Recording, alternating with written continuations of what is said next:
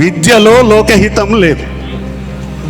ఇప్పుడు మీరు నేర్చుకుంటున్నారు విద్య, మీరు అభ్యసిస్తున్నారు ఎడ్యుకేషన్ అంతా కూడా, మీరు చదువుకుంటున్నారు ఏదోలాగా. మీ ఇంటెన్షన్ ఏముంది?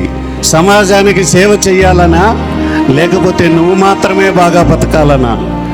ఈ ఆలోచనతో ఉంటారేమో పొరపాటున నా అన్నదమ్ములు, ఈ ఆలోచనతో ఉంటారేమో నా సోదరులు, ఈ ఆలోచనతో ఉంటారేమో నా బంధువులు బంధుమిత్రులందరూ కూడా.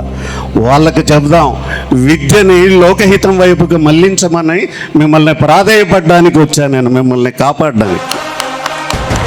ఆ శాపం ప్రతి ఒక్కరికి ఉంది. లోకహితము లేని విద్య ఎవరైతే నేర్చుకుంటున్నారో వాళ్ళకి ఆ విద్య సమయానికి ఉపయోగపడకుండా కోక అని శాపం ఉంది. ఆ శాపం మీకు వర్తించకుండా చెయ్యడానికి ఆ విషయం ఇక్కడ గుర్తు చేస్తే, ఇక్కడ ఎంతోమంది ప్రిన్సిపాల్స్, ఎంతోమంది అధినేతలు ఇక్కడ ఉన్నారు. ప్రతి కాలేజీకి ఈ సమాచారం వెళ్తుంది, ప్రతి యూనివర్సిటీకి ఈ సమాచారం వెళ్తుంది. విద్యలో లోకహితాన్ని జోడిస్తారు, పిల్లలందరినీ కాపాడతారు. అందుకని నాకు ఈ వేదిక చాలా పవిత్రంగా భావిస్తున్నాను. భగవంతుడు ఇచ్చిన అతి ముఖ్యమైన ఛాన్స్.